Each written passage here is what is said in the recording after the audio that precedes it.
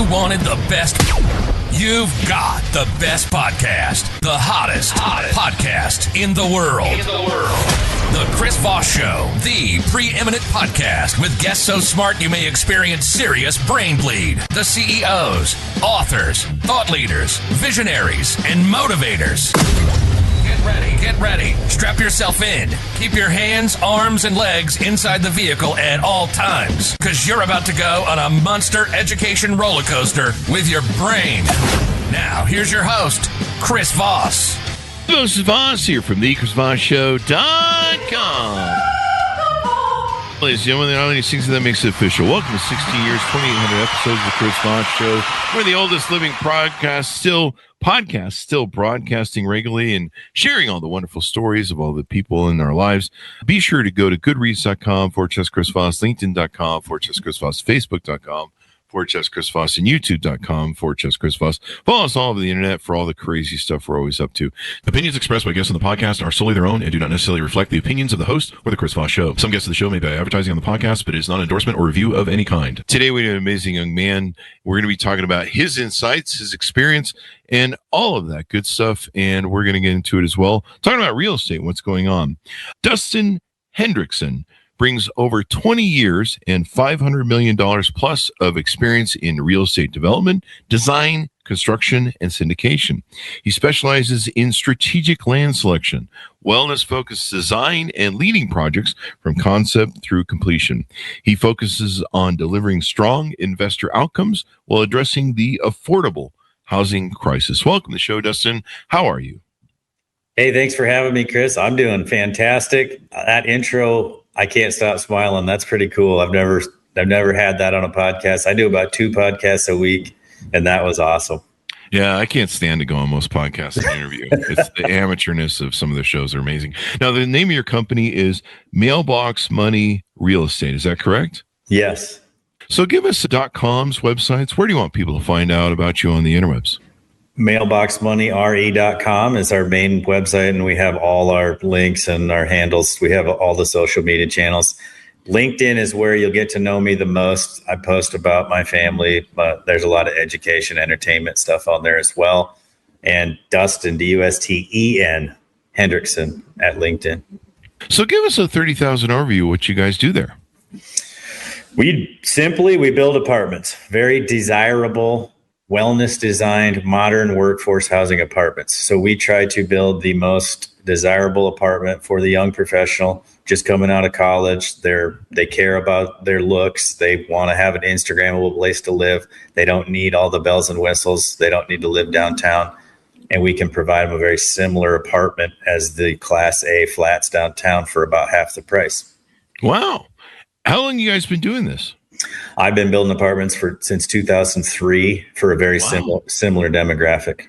And what turned you on to this? What was the proponent that made you go, hey, this sounds like a good business opportunity? Efficiency. I've always had this knack for efficiency. My mom's been very efficient, frugal. She always liked to save money, and she taught me how to design houses in the first place. And I just took those house designs and eventually started building apartments because I like the density of apartments. I like the more urban living style of apartments. Mm-hmm. You know, it's funny. Somebody was complaining the other day on social media somewhere, big surprise. And they were complaining about, seems that's all social media is for these days, just people complaining and being victims or playing victim. But they were saying, everybody in America deserves a house. And I'm like, not really. We don't need to, not everyone needs to buy a house. I've been single all my life. I have to have a house because I have 2 huskies and they have a lot of energy and they need a lot of room to run. So I have to have a yard.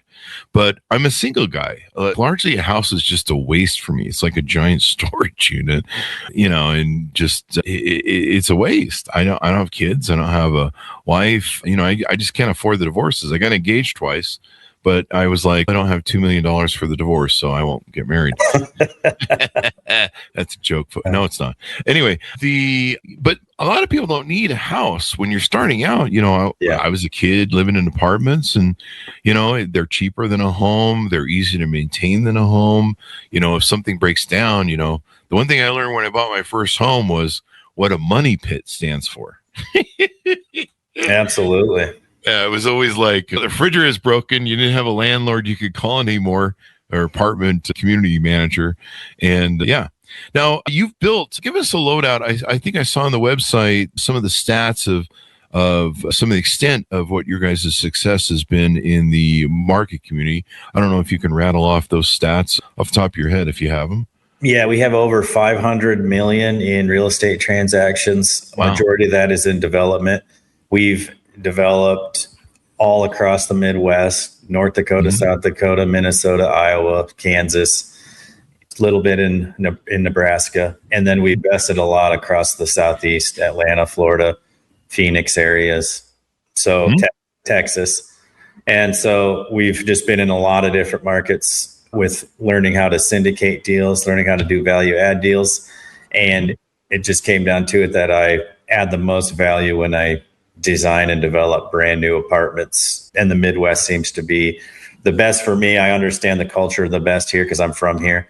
And so it's our success has been, we just scaled our success here in the Midwest. And now we build 500 to 1,000 apartment units per year. And we finally found a optimal plan that works really well. And we almost every city that has an affordable housing need or a workforce housing need or an attainable housing need, they want our product. And so we approach the municipalities where they find us a little bit of land, and then we can just go from there. And it's all sustainable. We don't rely on government funds, and that's why it's very scalable.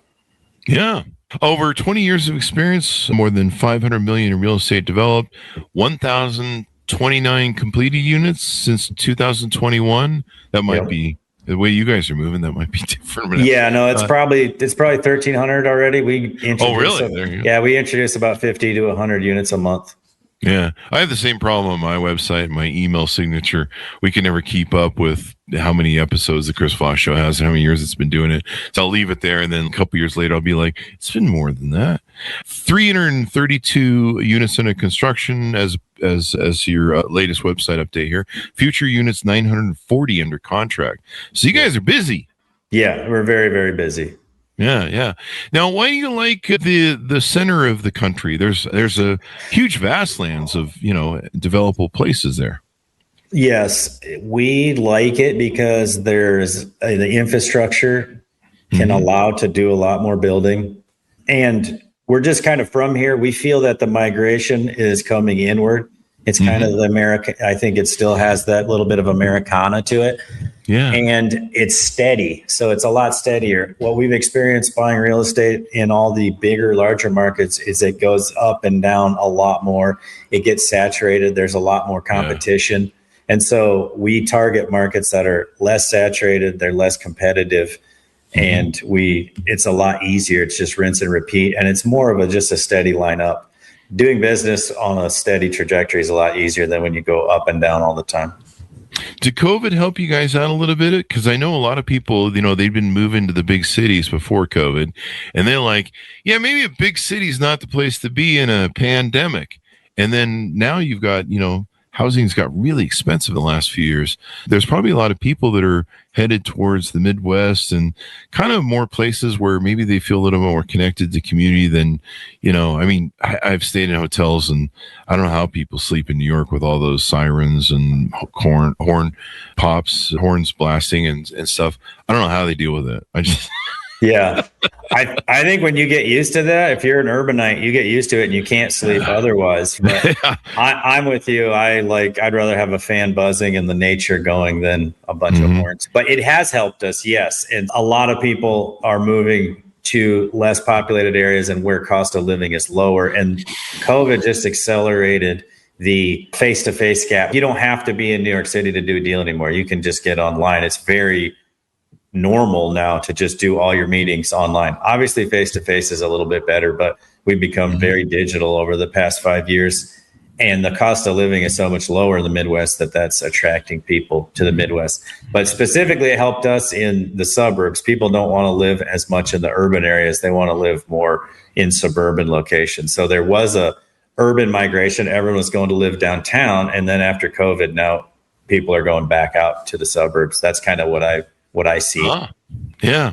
And it makes sense. I mean, it's fun to live in the city, but I've lived in LA. I love California. I was born and raised there, but boy, that smog and that traffic. Oh, I mean, that's the one reason I left LA is the traffic. I just, your whole life revolves around, you want to go to the store that's 5 blocks away and you're like, what time is it? It's a parking lot out there. No, I'm not going to the store. I remember when I moved back to Vegas for, 2 or 3 months, every time I want to leave the house, my brain would go, what time is it? What's on the 405? Oh, wait, I live in Vegas now. I can just go anywhere I want most times. And the urban sprawl and everything else. And probably some of those communities are probably easier to build in for you guys. California is highly regulated, with almost overly so places like San Francisco, New York. I remember Bill Maher was complaining about how it took him 7 years just to put a little solar system up back in the back of his yard or something like that and get all the approvals for it. So it's probably a whole lot easier and maybe less expensive to build in those center regions of the country. Yeah, there's just more freedom, and there's less options too. You have to be more resilient, you got to depend on yourself. There's not as many restaurants, so you have to learn how to cook, different things like that. But you don't have to worry about traffic. So I know in the big cities, you might waste 2 hours of your day. You got 16 hours, 2 hours of your day is wasted in traffic. The markets where we're at, there's no time wasted in traffic. It's literally zero. Yeah. You look at the quality of your life, and I think a lot of people did with COVID and maybe before COVID, and you look at the quality of your life and you're like, does sitting in a car, LA is notorious for this. It could be 2 to 4 hours to drive something that a bird can fly in 30 minutes because everything's a parking lot. And it's worse if there's a crash or some other crap going on, construction. And, you're like, I have 24 hours a day, and time is the one thing we can as humans get more of. But you're spending 4 hours a day of 24 hours and you sleep for 8. So there's 12 hours of your day gone. So you have 12 hours to work with, try and spend with your family. And then you got 8 hours that you spend on going to work, I guess. If you're at work, you got an 8-hour day. So then you have 4 hours left for everybody else at the end of the day, between the 4 hours you lost for driving. Now, what is your offer? Because what you're looking for is investors who want to invest, I believe, into the real estate that you're building. Is that correct? Yeah. So what we do is we help people invest in passive real estate. So if you want to invest in real estate, but you don't want to take the liability of signing on the loan, or if you want to invest in real estate and own real estate, but you don't want to do any of the day-to-day work. So it's like a REIT, except for a REIT is more like a stock where it's watered down and there's lots of fees and there's lots of middlemen. Your direct ownership to the property. So you put your money in and you own a portion of this one property. So your returns can be up to 20%. It's about double the returns of a REIT. Wow. Now, do you need to be an accredited investor, or can any investor participate? Yep, you need to be an accredited investor because it's a 506C, because we talk about it on shows like this and we advertise. So it's a 506C. So we're SEC compliant, have to be an accredited investor, which means you have to make $200,000 a year if you're single for 3 years, or if you're married, you got to make $300,000 a year for 3 years or into the future. And then, or else you just have to have $1 million net worth, not including your personal residence. Yeah. And so these are really important. So most accredited investors, they usually have a higher awareness of what they're doing, or they've proven that they can kind of deal with ups and downs maybe. Yeah. I mean, if you're investing in these things, you should be ready to put the money away for 5 to 10 years. So you should never invest in any of this stuff with money that you need for liquidity. This is just long-term. Invest in real estate, get the tax advantages. It's for high net worth individuals for sure. Now, you need to have a minimum net worth to get in with you? I think you may have mentioned it. To be accredited, you don't have to have a minimum net worth. You just have to have at least a high income. You do not have to have a minimum net worth, but we just tell everyone, you make sure you don't need this $50,000 for at least the next 5 years minimum. And you guys focus on passive return on real estate, correct? Correct. We do all the work. We sign for all the debt. We do everything. We operate it. We hire the property managers. All you have to do is read the monthly report. And you don't even really have to do that. You just have to make sure the money's getting sent into your account. Now, can they invest more or less, or is there a set amount that they can only put in? They can invest up to 20% of the property. If you invest more than 20%, or not the property, the equity. So we have, if a $5 million equity, say we need a $15 million project, 5 million's equity, 10 million's debt. They can invest up to $1 million. If they invest more than that, then the bank likes to underwrite them. They become a larger part of the project. So you can invest more, but then it takes away some of the strategy. Mm-hmm. Yeah. And now, when they invest in with you guys, are they investing in all of your properties, or they're just investing in one? I just want to clarify that. We have both options. Oh, really? So we have a fund, so you can invest in our fund, and we can put the money, we can scatter the money, and you can diversify into many different options, or you can just go into one said property. Now, I imagine that in the center of America, I mean, there's a lot of opportunity for growth there, right? As people are moving out of the big cities, and I mean, there's a lot of people that are just like, I don't want to be in another big city when there's another pandemic that comes rolling through, or, some sort of other crisis, 9/11, there's all sorts of things that can happen in a big city. And, we're kind of seeing now, I was just reading this morning with, the drone wars that have taken over tanks and planes and all the stuff that we have, and in the Iran war, there's kind of a thing where people are getting concerned about, you can use these on businesses, data centers, these attack terrorist drones. You can drive into buildings, you can do a lot of different things with them. And so it's kind of might turn some urban centers into some danger spots that we're going to start watching out for drones. But, in the middle of the country, there's a lot of growth. There's a lot of people moving there. There's a lot of probably optimization for appreciation, maybe.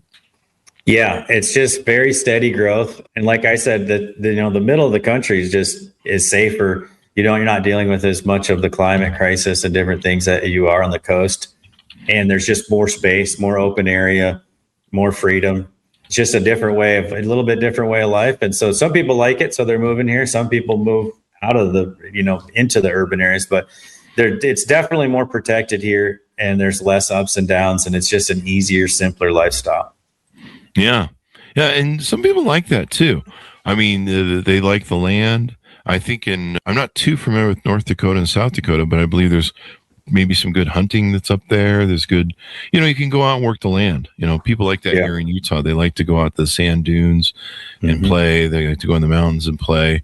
And, they like that environment of, they go skiing here. Can you ski in, I imagine North Dakota might have skiing maybe?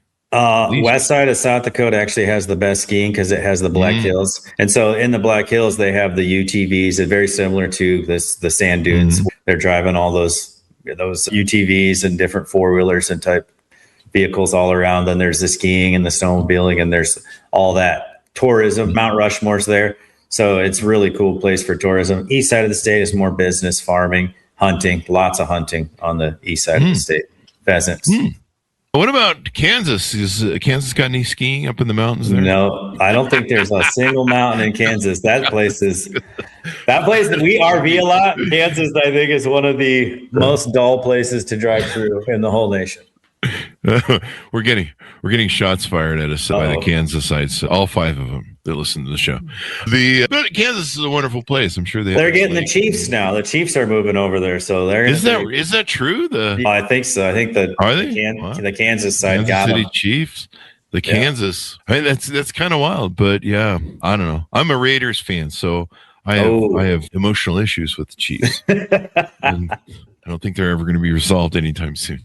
Well, maybe you're getting the number 1 pick. He's a stud in college. Yeah, I hope so. Last time we got a number 1 pick, we really was that Jamarcus. Yeah, that was a $100 million blowout. I think that guy was sipping way too much lean.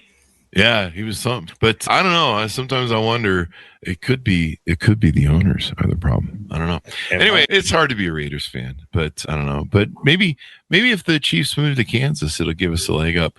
What I'm going to ask you about what you guys do for investors and how your company works, maybe that it would be real important for people to know to find out more about you. So we are at www.mailboxmoneyre.com, and how we work is we acquire the land that's already zoned, so it takes the risk out. You invest your equity. We pair that up with the debt from the bank. You are not liable for any of the note. You don't have to do any of the work. We start construction on the project. Within 9 months, within 9 months of breaking ground, the first building's up and being rented. People are moving into that building. 1 to 2 months after each building is leased, another one's completed. So each 1 to 2 months, another building comes online. By the time all the buildings are built, they're all leased up. The construction company pulls out. That's in year 2 to 3. Year 2 to 3 is when your distributions start. You'll start getting your cash distributions. We look at a refinance around year 3. Year 3 to 4 is when we try to refinance it, and then we put it up for sale anywhere from year 5 to year 10. And then if it sells, you can 1031 exchange, keep all your tax depreciation and benefits, move to the next one, snowball grows. You keep all your tax benefits. A lot of high income earners that are paying 50% in tax, they use these to get their tax down to closer to zero. Yeah, it's a very familiar strategy in real estate. And why is passive income? Say I'm out there, I'm listening to the show, and I'm thinking, I got some money that I could accredited, I could use towards investing in real estate for passive income, or I could go invest in, I don't know, Bitcoin or the stock market, or my brother's crazy business that he wants to start where he's going to make zippers out of dust or something. I don't know. Yeah. Just trying to make up yeah. So the business idea, it could hit it big. The zippers out of dust might get huge, and you might, quintuple your money. More than likely, you're going to lose it all, though. And so, startup businesses, they're very risky. You can make a lot of money. They're usually slow to make money, and they usually lose all your money. But you can hit it huge. Yeah, real estate, I mean, who would think that zippers would crumble if they're made of dust? Yeah, I don't know. Normally they're made out of steel, and so anyway, you can invest in that stuff. You can invest in Bitcoin. It goes up and down, up and down. The real estate is just a slow, steady, and highly tax advantaged. There's 3 things that you get tax advantages from investing in: energy, food, housing. So invest in those 3 and you'll get tax benefits. Real estate, all wealth flows to real estate. So eventually, if you build wealth, you have to put it in real estate because it's really the only passive thing. This is why over 90% of millionaires own real estate. It just, all wealth flows to it eventually. I didn't know it was 90%. That's interesting. Yeah, with stocks, you have to continually pick new horses to ride all the time. You got to stay on top of it, or you put it in a fund. There's lots of fees. You make about 10% in stock market. You make about 20% in the real estate market if you invest in the right areas. If you invest with the right partner. And the passive part of it, you can go take your money and you can go buy a house or a duplex and you can do all the work. If you want to start that as your second career, go ahead. But it's a lot more work than people realize. It's not that great of a time right now to go and do that, honestly. It was really good 10 years ago. But it's still a second career. But if you want to do a second career, go buy a single family house or a duplex, build it, fix it up, rent it, do all the things, take the liability, take the risk, do the work. But your goal should be eventually you want to move into that as your second career. If you have an amazing job, you make tons of money, and you just want to own real estate and reduce your taxes, come invest with us. We've been doing it forever, and our returns that you're going to get are going to be very similar as what you're going to get if you go and do the work yourself. And you kind of have more maintenance of control. In the stock market, you don't have a lot of control over stuff. It can go up and down. It can swing wildly on rumors and rumors of rumors and rumors of wars. And am I doing like a novel? Anyway, that sounds like the Bible. Actually, there'll be rumors. Was that from the Bible? Yeah, it was. I wasn't sure if it was Revelation. Is it from Revelations? I wasn't sure if I was doing that or the other book where it was the worst of times, it was the best of times. That I forget the name of that gentleman. But with business, I've been an entrepreneur all my life since 18. 99% or so of businesses fail in the first 2 years. It has a high failure rate. It has a high learning curve of any sort of thing. You've got to master it, 10,000 hours, maybe, if you follow that sort of mastery intelligence. But, it's constantly problem solving, and it's a lot of work to be an entrepreneur. And you guys making, I don't know if would you officially call this like a turnkey sort of investment? Yeah. Yeah, fairly easy. And you guys are handing all that 10,000, 100,000, probably million hours you guys have put into work so far in 20 years. You guys are handing all that for me. So I don't have to learn how to build a real estate thing. I don't have to learn what the codes are in a locale.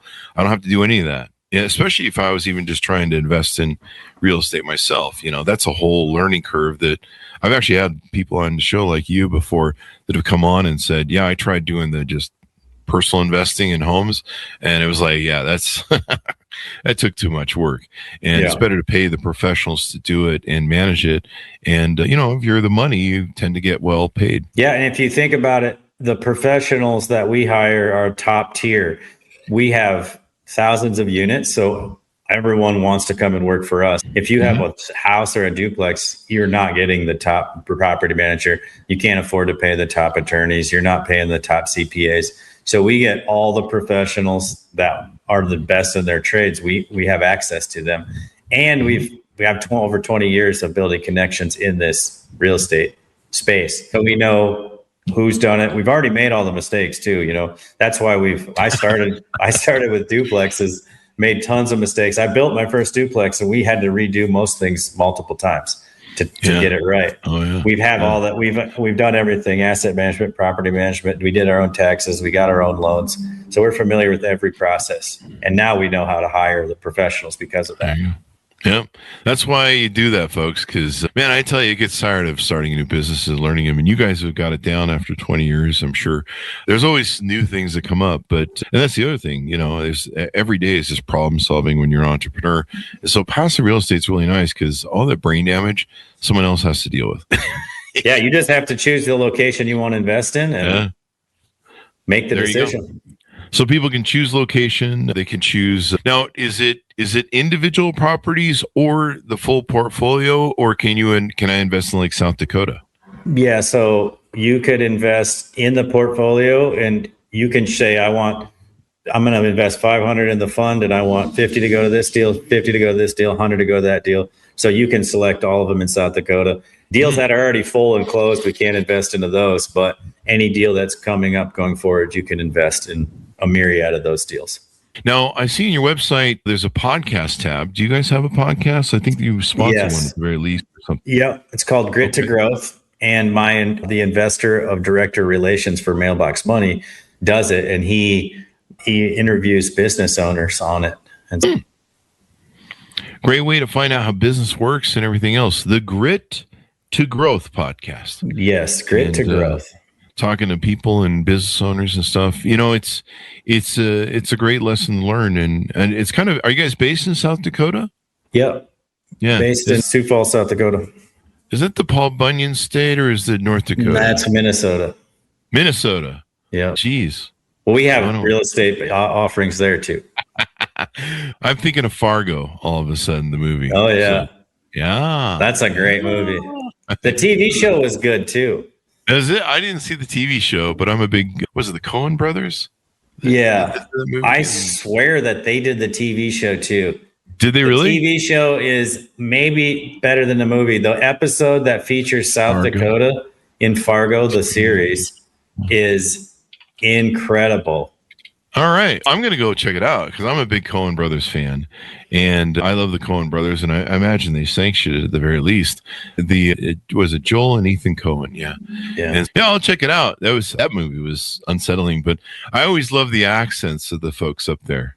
Oh, yeah. Because Fargo has a different, and when they're in Fargo has a different accent. Minnesota has a different accent. And South Dakota has a different accent. So they go in all those different locations on the TV show as well. So it's a great series. And the people in Middle America are so nice too. I mean, you go to LA or New York, people are pretty rude and curt and short with you and stuff. But in Middle America, they're really nice. It's kind of like going back to, the America I grew up in. Where people just good to each other. Yeah, they call it Minnesota nice. But what's funny, what I've noticed though, is if I go to these places and I am a Midwestern nice or Minnesota nice, I get really good reception and people seem to slow down and have a little more time for you. Yeah. You're not from New York City. That Pace salsa commercial. City Slickers. Yeah, City Slickers there too. Anything more you want people to know about you guys before we go out? No, I mean, I think you covered it really well on a high level. I appreciate you having me on. Yeah, I've done one or two of these podcasts and I'm getting up to 3, I think, soon. So I think you have the oldest podcast still running, don't you? We do. Yeah. Still running daily. I mean, we do 45 shows a month. Wow. Yeah. And I mean, I think there's still some podcasts around, but like they'll just do one a month or something. And the owners are all dying off is the thing. And I'm saying that at 58, looking at the face down that barrel. But if I can stay alive and keep pumping, we'll hit 3,000 episodes sometime this year soon. And I'll keep doing this as my life. I love it. We help so many people, and so many people learn stuff and grow and change, and it's crazy. And the podcast is almost become, I mean, we have people on the podcast that aren't here with us anymore. So there's like a memorial kind of. And then I like to send the podcast to people sometimes from 20 years back, or it was 18 years on YouTube. And I'll be like, look how young you were when you appeared on the Chris Voss Show. Yeah. Look how old you are now. That is cool. And then also their ideas are probably totally different. They've moved on. Sometimes people, that book I wrote last time is bullshit. Here's my new book. Disregard that book. Here's the new one you got to buy. We have all the Tom Cruise, or what is that? Well, it's not Tom Cruise, but the Jack Ryans and everybody. I mean, we do everybody on the show when it comes to podcasting. Penguin Random House and Simon Schuster book us. Give people your final pitch out and .coms as we go out, sir. So mailboxmoneyre.com. Mailbox Money RE is in real estate.com. Dusten Hendrickson, Dusten Hendrickson, and that's on LinkedIn. If you type in Dustin with an EM, the only person that's ever spelled it that way, I think.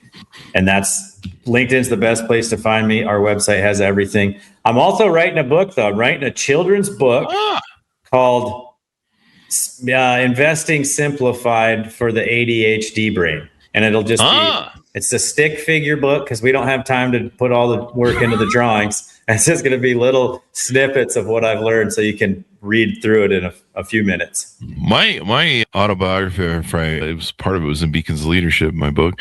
But if I ever wrote a full autobiography and did stick figures, it would mostly be the hangman. That sort of thing. I don't know. Sounded like a joke in my head at the time. But no, I think that'd be great. I mean, books are such a great way to establish authority. They're such a great way to reach people. And I mean, more people need to do this. I mean, I've had so many people over the years come to me and they go, Chris, I got some money. We had a mortgage company for 20 years with one of our companies. And they would come to me and, I'd have some math teacher who really didn't have the brain for entrepreneurism because it was very rudimentary. And they're thinking of 2 + 2 always has to equal 4, which it kind of does. But in the entrepreneur world, you try and make it equal 5. Yeah. Get an extra. Innovate. Extra. And, I'd be like, you need to do something that's safer because, I don't think you have the skill set for this. And there is a skill set to an entrepreneurial brain. Mainly it's a lot of ADHD, as you mentioned, and masochism. Self-induced suffering, huh? Self-induced masochism, self-flagellation in the business sense of the word. But talking about ADHD too, that's what does many times turn the CEO disease. CEO disease, and it's led a lot of people to success.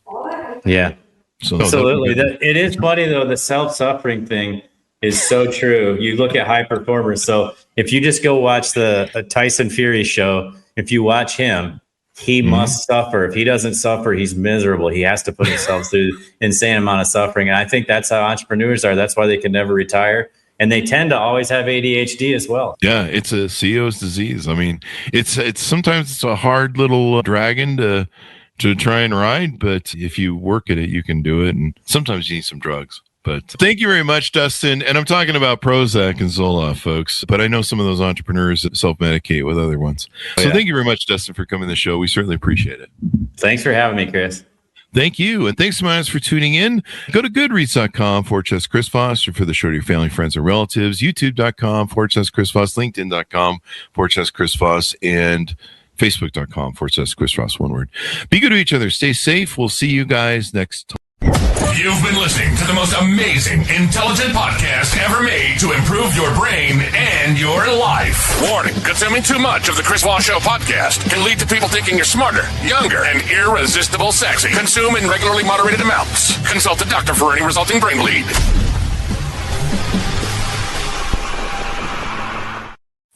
All right, Dustin, great show.